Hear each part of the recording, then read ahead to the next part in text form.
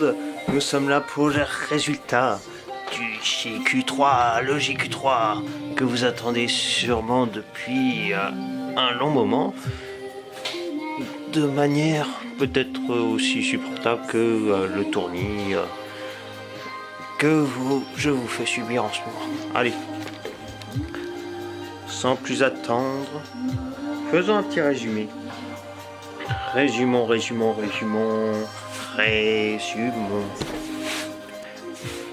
Alors, concernant les équipes, Bellec F1 Team a remporté jusqu'à 6 victoires. 6 victoires, dont vous pourrez voir le récapitulatif sur ce tableau-là. Hein? Mais parmi les équipes, il y a eu jusqu'à 7 vainqueurs différents. Par contre, concernant les victoires remportées en individuel, il y a eu plus de monde. Hein. Il y a eu jusqu'à 13 personnes. Et plusieurs en ont remporté 2. Donc je ne peux pas déterminer de plus grands vainqueurs. Hein. Et d'ailleurs, si vous voulez une histoire rapide, voilà.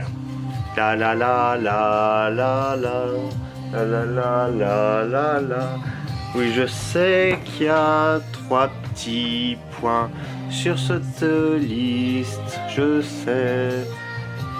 Et si vous n'êtes pas content, eh ben voilà. J'ai interdiction de dire un gros mot. Hein. Donc voilà. Donc parlons des équipes. Passons tout de suite rapidement sur les fous du volant, Big McLaren et les mini-pouces. Et un d'autres team F1. Donc les 11 à 8, dont la présence en effectif entier n'a pas été... franchement, elle n'a pas été assurée pendant la majorité de la saison. Soit il y avait une seule personne, soit il y en avait 0. Donc on passe... D'ailleurs l'écart est assez important par rapport à Proto Boss Team, puisque un d'autres Team F1, la mieux classée de ce top 8 à 11, est à 2057 points, alors que Pro Boss Team est quand même à 2987 points. Moyenne de 157 points contre 108. Ensuite, donc 6ème The Food Drivers, 3038 points. 5ème Fed Team, 3060 points. 3090 points pour Senna Legend Team. 3ème, l'Ordre des Mages, qui a été assez magique. Et évidemment, il fallait un meilleur coup de bâton pour être gagnant. Malgré ses 3213 points et 169 points de moyenne. 173 points de moyenne et 3284 points pour Solution 94. Et enfin, le vainqueur logique, c'est Bellec F1 Team, 176 points de moyenne, 3335 points au total. Comme vous pourrez le voir sur cette barre de progression, le podium a été complété à partir de Suzuka et est resté inchangé. Voilà. Et vous avez peut-être pu le voir très discrètement, les fous du volant qui sont apparus qu'à partir de Sepang n'ont jamais décollé. Dommage. Mais bon, c'est comme ça, hein, c'est la loi des présences et absences. Parce qu'on peut pas dire que c'est la loi du sport, hein. Je vais pas être débile. Allez, passons maintenant en individuel. Voilà, la progression donc que vous verrez bientôt. 1, Passons vite fait, donc la 26 à 21e place. Eagle F1, Indofred 19, Chitarge, Tom Tom, Paolo 98 et Anric. Et maintenant, top 20 jusqu'à 11. Je veux parler bien sûr de ces gens-là. Comme vous le voyez, il y a une petite lutte là, dernière lutte entre Prost Senna et Nikos. Mais bon, passons d'abord à Alex 03, donc 842 points, qui est resté absent à partir du Grand Prix d'Italie. Un peu moins absent en Brutal Deluxe, 1078 points, 1199 points, ou 1199 pour les Belges Cadounet. Et enfin, on commence à s'élever un peu mieux à partir de Xav F1 76, qui a été absent au tout début, mais qui s'est avéré être vraiment redoutable. Et il sera intéressant de voir sa progression la saison prochaine. Tibi 16e, avec 1352 points, n'était pas très loin de perdre cette course, mais bon, il est quand même assez rare de faire un top 10 dans l'ordre, donc déjà dans le désordre, c'est déjà super de la part de Xav F1 76 lors de cette dernière manche. Ensuite Lewis, et là, à partir de Lewis, on peut dire que il y a des regrets, quoi. Parce que tous les 5 auraient pu, peut-être dû avoir le top 10. Mais bon, hein, leurs faiblesses, leurs absences, voilà, font que... Et leurs coéquipiers...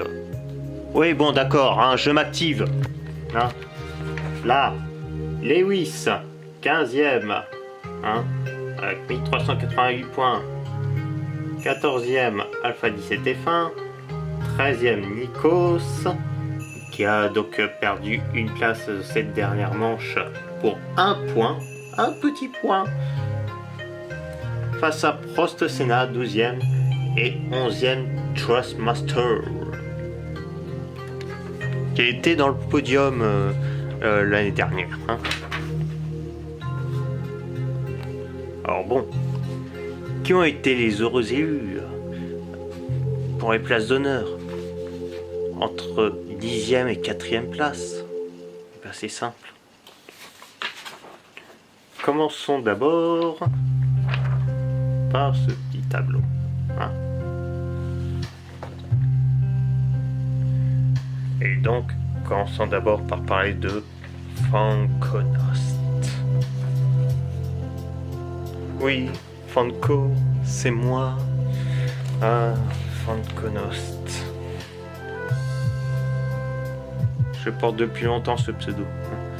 Bon, j'ai été 8e pendant un petit moment au début de la saison. Avant de chuter, il a pas fallu attendre l'entre-deux épreuves spéciales pour être dans le fond du classement. Souvent les dernières places, comme Nikos. Mais finalement, Deo et une fin assez forte qui fait que cette 10e place, elle est effective. 9e place. Cette 9e place, on la doit à Fingers. Hein.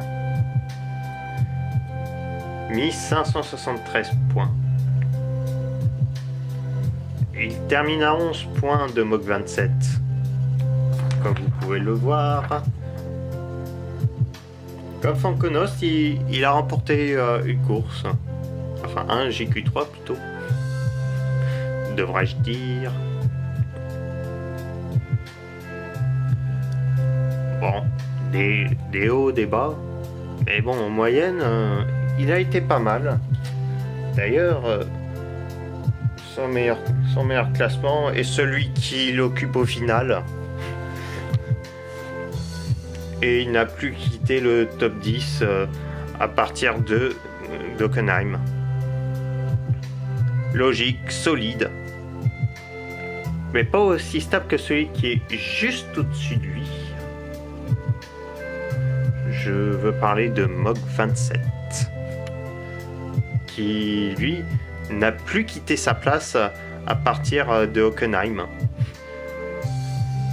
C'est une régularité presque aussi claire que la dernière place d'Eagle F1. Sauf que là, il fallait engranger des points. Donc, c'est du boulot, c'est un beau boulot. Et maintenant, on va passer aux luttes finales. Et The Best du 92i. C'était le vainqueur de l'année précédente. Le vainqueur final. Mais bon, sans doute que, un peu comme chez Ferrari,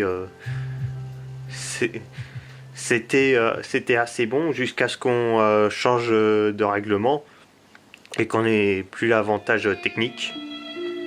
Ça s'effondre. Mais gageons que, contrairement à Ferrari, le best du 92i saura remonter. 9 points le séparent d'Eminator, le 6e. Un candidat assez intéressant, qui fait d'ailleurs partie, si je ne me trompe pas, de la belle équipe Bellec F1 Team.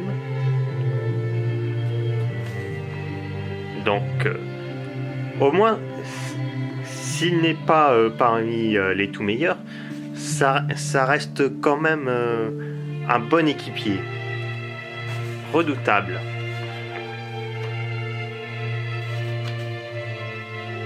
Cinquième. Et là, on va vers les sommets, là. On approche de la barre des 1700 points. Mais seulement pour 797, 1697 points. Mass a finalement dû s'avouer vaincu face à son inséparable adversaire de cette deuxième partie de saison. Je veux parler de Nano. Bien.